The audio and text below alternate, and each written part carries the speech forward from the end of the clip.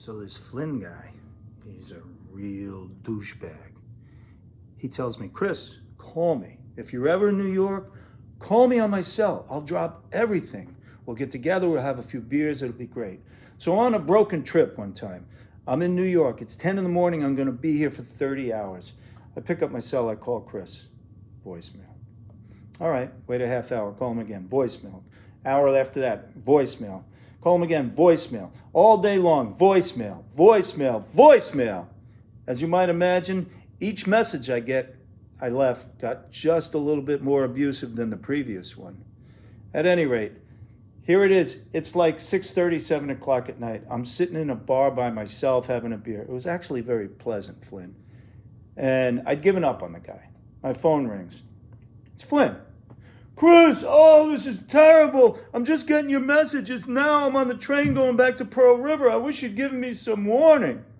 I'm like, Flynn, why are you just getting my messages now? I've been calling you for 8, 9 hours. Well, we work in a shop. It's 3 stories underground. We don't get a cell signal down there. Well, did you check your phone at lunchtime? Well, we were really busy today. We didn't really get a lunch hour. Well, when you left the store on your way to the train station, did you check your phone for messages then? Well, they kept us late because we were so busy, and by the time they let us go, I was late for the train, so I just hauled ass for the train. I just sat down on the train. Train's pulling out of the station, and I'm just now checking it, and I see, oh, your voicemail's here. All right, Flynn, let me get this straight. You work in a place 3 stories underground in some cavern, no communication with the outside world. They crack the whip on you guys so hard down there, you don't get a break for lunch. You don't get to come up and see the sun. I think I'm going to have to call this place that you work the Cave of Toil. The thing is, I'm not buying it. We all know Flynn's a lazy sack of shit. He's not down there working his ass off.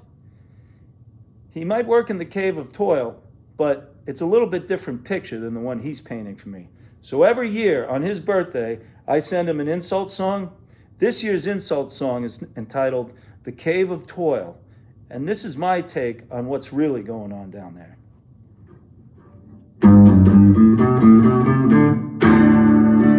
Hiding in the Cave of Toil, smoking and joking and a calling it work.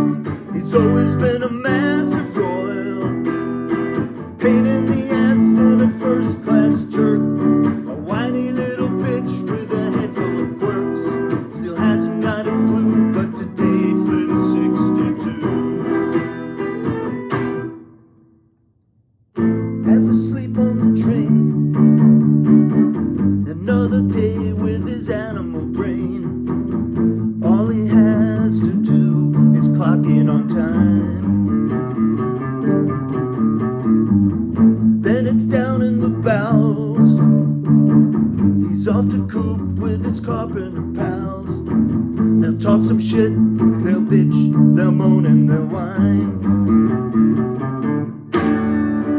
Hiding in the Cave of Toil, smoking and joking and a calling it work. He's always been a massive royal, pain in the ass and a first-class jerk, a whiny little bitch with a head full of quirks. Still hasn't got a clue, but today Flynn's 62. They've called down with a job. Hey, not so fast, I'm a union slob.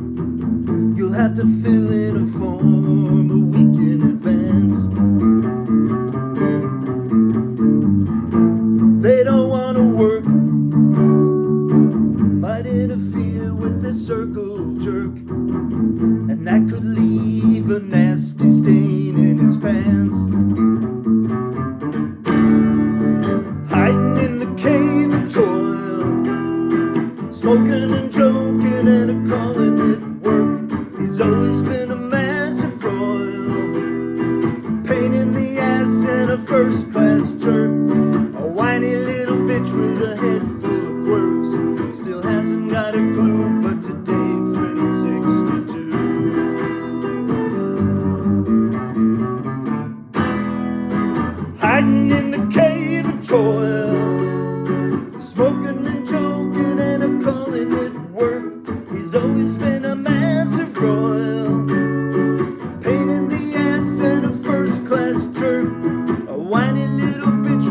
head full of quirks, still hasn't got a clue, but today he's 62.